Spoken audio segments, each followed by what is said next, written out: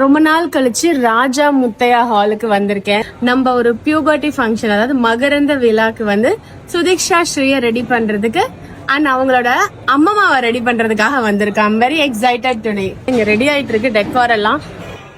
இங்க வந்து சாப்பாடு பரிமாறுற இடம், ஒரு ராயலான ஒரு பிளேட்டிங் பண்ண போறாங்கன்னு நினைக்கிறேன். ஆன் தி வேல இருந்துச்சு, அதனால காமிக்கிறேன்.